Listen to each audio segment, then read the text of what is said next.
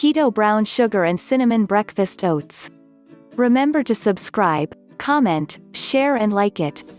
Click on the bell to be informed of the latest videos uploaded. Thanks. Preparation time, 5 minutes. Servings, 1. Ingredients. 2 tablespoons coconut flour.